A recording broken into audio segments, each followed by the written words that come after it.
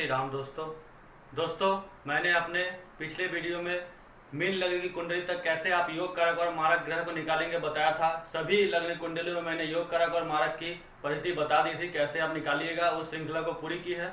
अब आज से मैं इस वीडियो से मैं आपको एक राजयोग और एक दुर्योग के बारे में हर एक एपिसोड में बताऊंगा। एक राजयोग बताऊंगा, एक दुर्योग बताऊंगा, कैसे आप अपनी कुंडली में देख सकेंगे कौन सा राजयोग है, कौन सा दुर्योग है। लेकिन उससे पहले मैं आपको बता दूं, आप मेरे चैनल से जुड़ने के लिए, जिससे आप मेरे चैनल के साथ अप टू डेट बने रहे, कृपया आप सब्सक्राइब ऑप्शन पर क्लिक करें और बेल आइकन को प्रेस कर दें, जिससे मेरी वीडियो बनते ही, अपलोड होते ही आप तक पहुंच जाए और आप कुछ सीख सके, आप उससे आगे बढ़ सके। और अगर आपको मेरी वीडियो अच्छे लगे, आपको पसंद आए, तो प्लीज आप लाइक और शेयर भी करें। दोस्तों आज मैं आपको इस कुंडली में आपको नीच भंग राजयोग के बारे में बताऊंगा। अपने इस एपिसोड में कुंडली में नीच भंग राजयोग कैसे देखा जाता है। आइए बिना देर करते हुए आज की क्लास को शुरू करते हैं। देखिए दोस्तों, यह लग्न कुंडली है जिसमें मैंने आपको पहले बताया था 12 भाव अपनी जगह स्थित रहते हैं, यह नहीं बदलते हैं।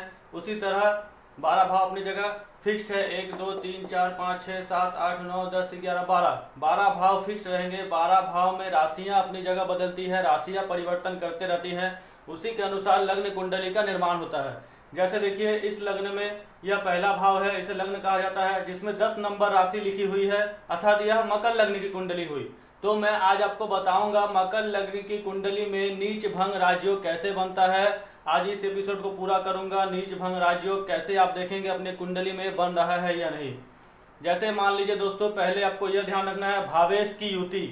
भावेश अर्थात जिस भाव में जो राशि लिखी है उस राशि के स्वामी को भावेश कहा जाता है। जैसे इस लग्न में 10 नंबर राशि मकर राशि है, मकर लग्न की कुंडली हुई, तो इसके स्वामी हुए शनिदेव। शनिदेव को भावेश कहा जाएगा। इस भाव का, लग्न का भावेश है यह शनिदेव। अब मान लीजिए 10 नंबर राशि में कौन सा ग्रह नीच का होता है। 10 नंबर राशि में बृहस्पति देव नीच के होते हैं। अगर मान लीजिए लग्न में बृहस्पति देव स्थित है तो यह नीच के हो गए, बृहस्पति देवता नीच में आएंगे। अगर मान लीजिए साथ में इस भाव के स्वामी भावेश जो है वह भी साथ में बैठा हो, प्लस मतलब शनिदेव, यदि शनिदेव भी इस कुंडली में स्थित हो तो यह नीच भंग राजयोग में बनेगा, क्योंकि बृहस्पति देव इस कुंडली में नीच राशि में है और शनिदेव इस कुंडली में स्व राशि में है, भावेश की युति। अर्थात शनिदेव भावेश हुए, शनिदेव बृहस्पति देव के साथ स्थित है, तो शनिदेव अपने इस भाव को खराब होने नहीं देंगे, बृहस्पति देवता को नेगेटिव रिजल्ट नहीं देने देंगे, क्योंकि यह शनिदेव खुद अपने भाव को देखेंगे और शनिदेव इस कुंडली में योग कारक हो जाएंगे, अपने भाव को अच्छे रिजल्ट देंगे और बृहस्पति देव को नेगेटिव रिजल्ट होने नहीं देंगे। तो इस ऐसे स्थिति में कुंडली में नीच भंग राजयोग बनेगा। बृहस्पति देवता भी आपके अगर नेगेटिव रहेंगे तो नेगेटिव रिजल्ट नहीं देंगे, बल्कि अच्छा परिणाम देंगे, आपको योग कारक ही परिणाम देंगे, शुभ परिणाम देंगे, क्योंकि शनिदेव बृहस्पति देवता के नीचता को भंग कर रहे हैं।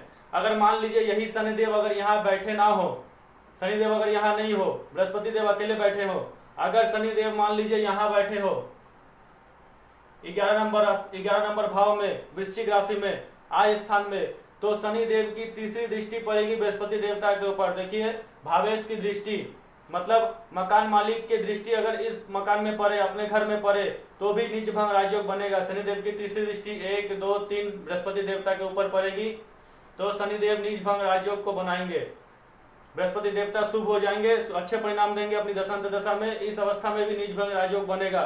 शनिदेव की तीन दृष्टियां होती है, तीसरी और 7वीं और 10वीं। अगर मान लीजिए शनिदेव यहाँ भी बैठे होंगे 7th हाउस में, 4 नंबर राशि कर्क राशि में, तो शनिदेव अपनी 7वीं दृष्टि से बृहस्पति देवता को देखेंगे तो नीच भंग राजयोग बनेगा। अगर मान लीजिए शनिदेव यहाँ बैठे होंगे 1 2 3 4 5 6 7 8 9, मान लीजिए शनिदेव अगर यहाँ बैठेंगे 1 नंबर राशि में, अगर शनिदेव यहाँ बैठेंगे 1 नंबर राशि में, मेष राशि में, चतुर्थ भाव में, तो शनिदेव की 10वीं दृष्टि पड़ेगी बृहस्पति देवता के ऊपर 1 2 3 4 5 6 7 8 9 10। लेकिन इस कंडीशन में नीच भंग राजयोग नहीं बनेगा दोस्तों, ध्यान रखिएगा, क्योंकि शनिदेव भी अपनी नीच राशि में बैठे हुए हैं, मेष राशि में, तो शनिदेव इस अवस्था में नीच भंग राजयोग नहीं बना पाएंगे। इस अवस्था में बना पाएंगे 7वीं दृष्टि और तीसरी दृष्टि अगर बृहस्पति देवता के ऊपर पड़ेंगे। इस अवस्था में नीच भंग राजयोग नहीं बनेगा। अगर शनिदेव मेष राशि से बृहस्पति देव को देख रहे होंगे तो नहीं बनेगा, क्योंकि शनिदेव भी नीच राशि में बैठे हैं। आपको समझ आया होगा। अगर जिस घर में जिस भाव में नीच वाला राशि बैठा हो उस भाव के स्वामी भी अगर साथ में बैठे हो तो नीच भंग राजयोग बनेगा भावेश की युति, या फिर भावेश की दृष्टि भी पड़े, उस भाव के स्वामी की दृष्टि भी पड़े उस भाव में तो नीच भंग राजयोग बनेगा।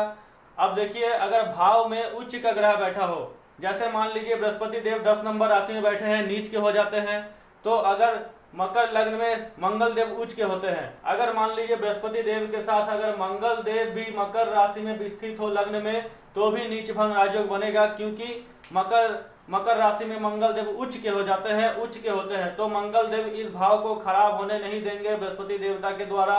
मंगल देव अच्छे रिजल्ट देंगे, साथ में बृहस्पति देव भी अच्छे रिजल्ट देंगे, इस अवस्था में भी नीच भंग राजयोग बनेगा। अगर मान लीजिए नीच ग्रह का बल अगर कम हो तो आपका नीच भंग राजयोग नहीं बनेगा। अगर मान लीजिए यह कंडीशन लागू नहीं होती है, 1 नंबर 2 नंबर 3 नंबर, मान लीजिए लगने का स्वामी भी ना हो, लगने की दृष्टि भी स्वामी की दृष्टि भी ना पड़ रही हो और उच्च का ग्रह भी ना हो, अगर मान लीजिए बृहस्पति देव अकेला ही बैठा हो, नीच भंग राजयोग नहीं बन रहा हो, अगर बृहस्पति देवता का बल मान लीजिए 0 से लेके 3 डिग्री तक हो, या मान लीजिए 28 से लेके 30 डिग्री तक हो, तो भी नीच भंग राजयोग नहीं बनेगा। लेकिन बृहस्पति देवता आपको बुरे रिजल्ट नहीं देंगे, क्योंकि बृहस्पति देवता के पास कोई बल ही नहीं है जो आपको नीच का रिजल्ट दे, आपको बुरे परिणाम दे। या मान लीजिए सूर्य से अस्त हो जाए बृहस्पति देवता के साथ सूर्य बैठे हो, सूर्य स्थित हो, युति कर रहे हो एक दूसरे के साथ, और बृहस्पति देव अगर अस्त हो जाए सूर्यदेव से तो भी आपको नेगेटिव रिजल्ट नहीं देंगे। लेकिन इस अवस्था में नीच भंग राजयोग नहीं बनेगा। नीच भंग राजयोग सिर्फ 1, 2 और 3 यही शर्त है जिससे बनेगा नीच भंग राजयोग। और एक एग्जांपल मैं बताता हूं आपको दोस्तों, समझ लीजिए। जैसे मान लीजिए 7 नंबर राशि में सूर्यदेव होते हैं नीच के, तुला राशि में सूर्यदेव नीच के हो जाते हैं।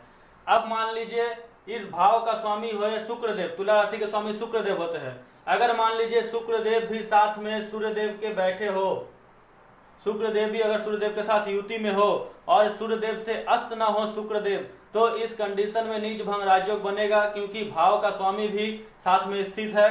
तो इस कंडीशन में शुक्रदेव सूर्यदेव को नीच भंग राजयोग में कन्वर्ट कर देंगे, नीच भंग राजयोग बन जाएगा। या मान लीजिए शुक्रदेव, जैसे सूर्यदेव और शुक्रदेव देखिएगा आगे पीछे ही बैठते हैं 180 डिग्री के अंदर में, तो इसी तरह बनेगा, क्योंकि शुक्रदेव यहाँ नहीं बैठेंगे, इतने दूरी में शुक्रदेव साथ नहीं बैठते हैं। शुक्र और बुध ऐसे ग्रह हैं जो सूर्य के साथ बैठे रहते हैं। या फिर मान लीजिए आपको एक और एग्जांपल देता हूं, मान लीजिए 4 नंबर राशि में यहाँ मंगल नीच का हो जाते हैं, मंगल देव यहाँ कर्क राशि में नीच के होते हैं।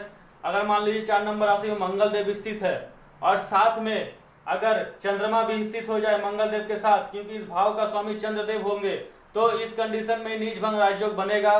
चंद्रदेव मंगल देव के नीच भंग राज्य को बनाएंगे, चंद्रदेव मंगल देव की नीचता को भंग कर देंगे।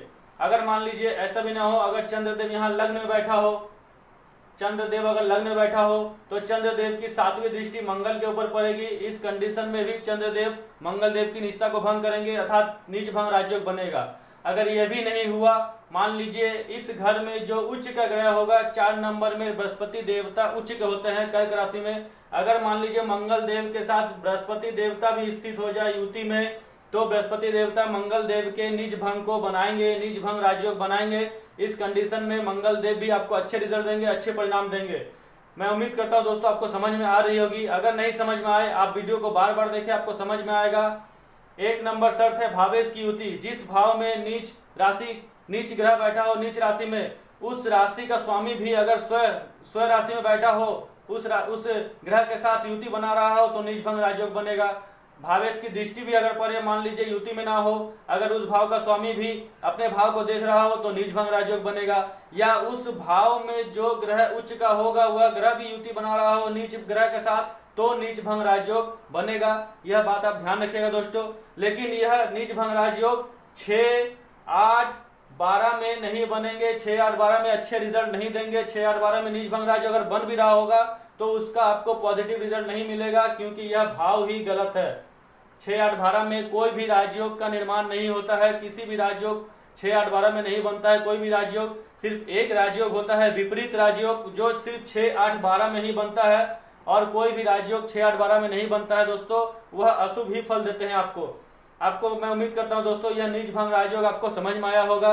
नहीं समझ में आया तो आप बार बार देखिएगा, आपको समझ में आएगा। मैं उम्मीद करता हूं आपको यह वीडियो अच्छी लगी होगी। आज के लिए इतना ही। दोस्तों उम्मीद करता हूँ आपको यह वीडियो समझ में आई होगी। नीच भंग राजयोग कुंडली में कैसे बनता है। अगर ना समझ में आए तो आप कमेंट करें या मेरी वीडियो को 2 बार 3 बार बार बार देखें, आपको समझ में आ जाएगी दोस्तों कैसे नीच भंग राजयोग कुंडली में बनता है। नेक्स्ट वीडियो में मैं आपको किसी दुर्योग के बारे में बताऊंगा कि कुंडली में कैसे दुर्योग बनता है। मैं अपने इस श्रृंखला को ऐसे ही बनाऊंगा, एक राजयोग और एक दुर्योग आपके सामने लेके आऊंगा। कैसे आप कुंडली में देखेंगे राजयोग और दुर्योग के बारे में। पहले एपिसोड राजयोग, दूसरा दुर्योग, फिर राजयोग, फिर दुर्योग, ऐसे ही करके आपको समझाऊंगा अपने एपिसोड में। दोस्तों उम्मीद करता हूं आपको आज का वीडियो अच्छा लगा होगा। अगर आप कुछ सीख रहे हैं तो प्लीज मेरे चैनल को सब्सक्राइब कर ले, बेल आइकन को प्रेस करें, लाइक और शेयर भी करें। दोस्तों आज के लिए इतना ही। जय श्री राम।